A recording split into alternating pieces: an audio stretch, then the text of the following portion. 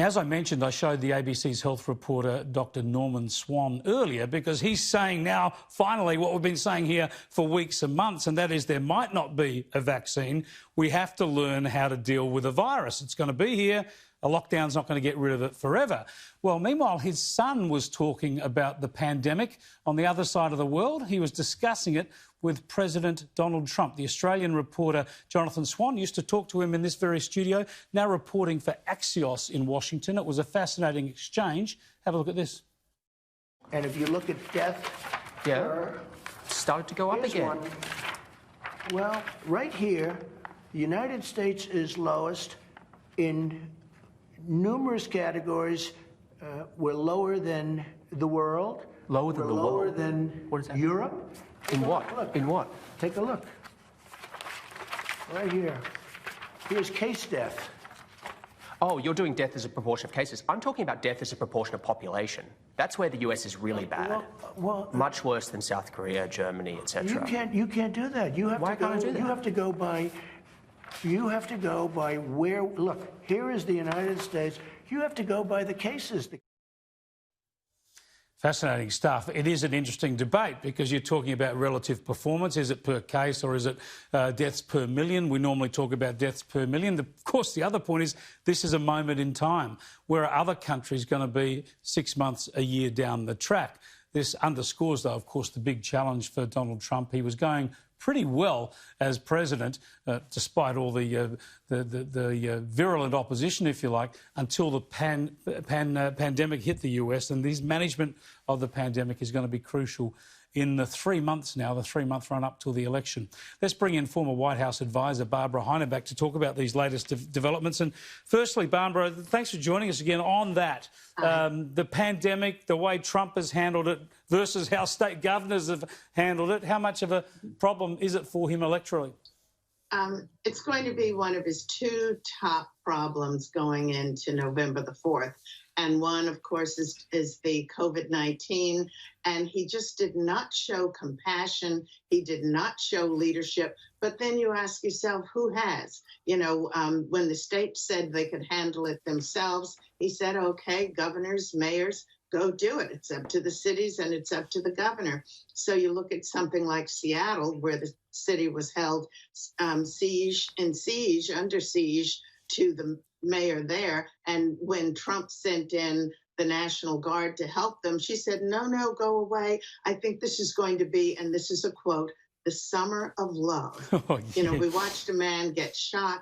We watched so many businesses destroyed, and they called it Capitol Hill, Chaz, and came up with all of these other names for over a month, almost a month and a half, where, you know, lives were lost and lives were changed. Innocent, private, and also business citizens were just destroyed. And you look at D.C., where the National Guard and military were run out as well. It makes no sense. Yes, that's constitutional, but we still need leadership from the head of the country as well as from the governors, the mayors, and the Democrats and the Republicans both have turned their back on the nation on the Black Lives Matter piece, and then COVID-19 mixed into that. When you look at how certain people are allowed to march, they're allowed to be in larger numbers. You can go to casinos, you can go to certain sports activities and all. However, don't try to go to your house of worship. No. That's not allowed. So, you know, we have had a spike in the coronavirus, and that's unfortunate. But people are trying to still keep commerce going. The way that political blame or kudos is allocated through the American media and political system, it just confounds me. And if you take the example of New York City, obviously a densely populated world city was always going to get hit by this thing hard and fast. It suffered terribly. Yet the Democrat, well, let's call him a Democrat, call him an independent, if you like, mayor, and the Democrat governor who oversaw this are being lauded for their handling of the pandemic, while Trump is being blamed for it. The same outcome in the same city, yet the politicians are either praised or attacked because of what happened.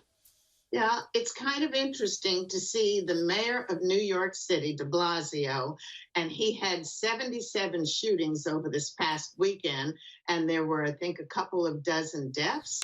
Since Black Lives Matter has been marching through the city, he's busying himself out in the streets painting Black Lives Matter, where he will say absolutely nothing about the vandalism, the destruction, and the killings that are going on, especially in the underserved communities. He won't whisper a word about it. Why not? It's a political year. We're 3 months away from Election Day. So this is what it's a political game, and it's the people, it's the citizens who are suffering.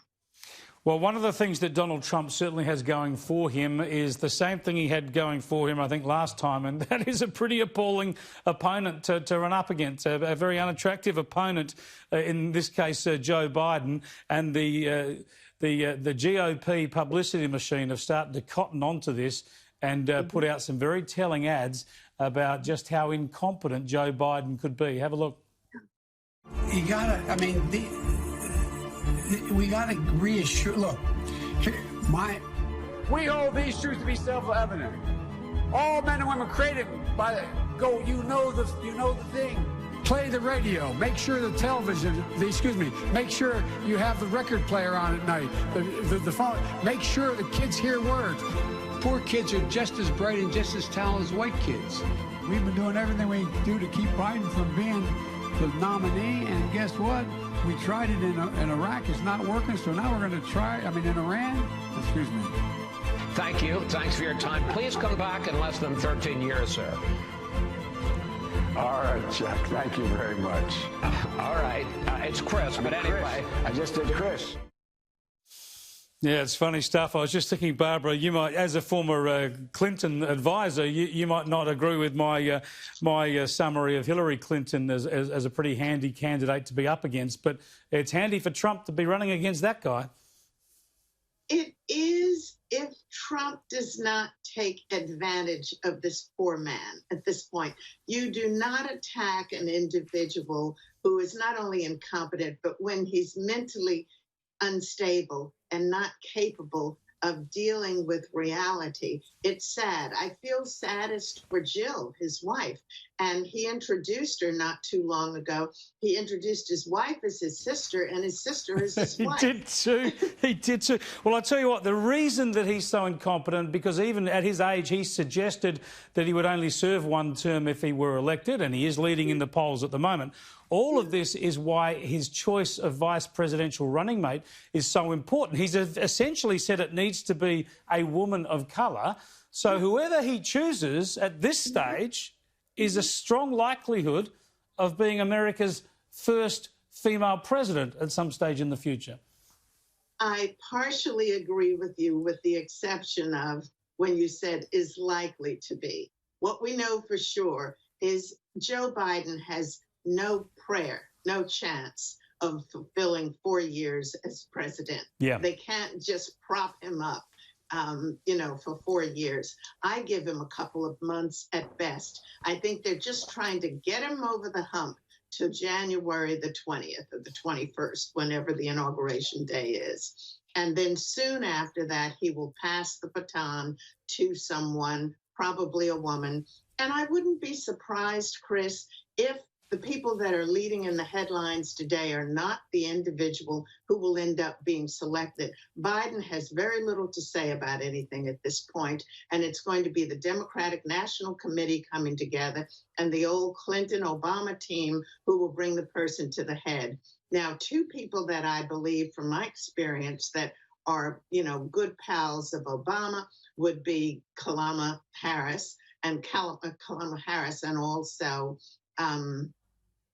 and also Karen Bass. Now, the problem with Karen Bass, she went to Cuba 8 times. I'll just interrupt you there, Barbara, because I've got to grab at this. Karen Bass, the Congresswoman from California, she's already being scrutinised about what she said in favour of Cuba and its former leader, Fidel Castro. She had to go on television and essentially walk that back. Have a look.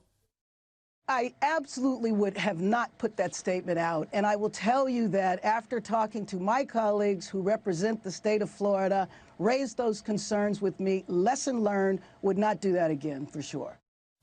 So Karen Bass there learning before she gets the job. But so she's a front runner along with Kamala Harris, both Californians, as you say. What about my favourite, the woman I've snuck a sneaky $10 on, and that is Michelle Obama? Yeah, I don't know about Michelle. I wish that I were in the country and I could roam around a little bit to get a sense of how much is that really festering and, you know, what does it mean?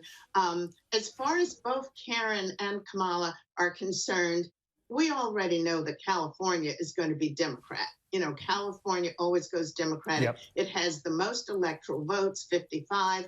New York has 29. That always goes New York. And we can offset and leverage that if Trump can bring in Florida, because both New York and California are 29 electoral votes. He really needs to get Pennsylvania. And whereas I thought there was a good candidate out in Hawaii, but there's not enough that's going to do him any good for electoral votes. We don't need, you know, that does very little for the ticket.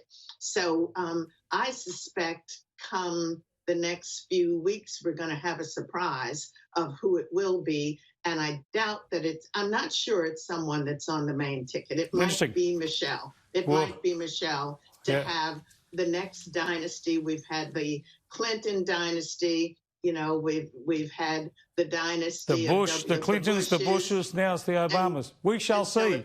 We shall see. Thanks, Barbara. Great to talk to you. We'll talk again soon. Okay. Thanks, Chris. Barbara Heineback there, who worked in the Clinton White House. She advised Bill Clinton when he was president, also advised in the Carter administration before that.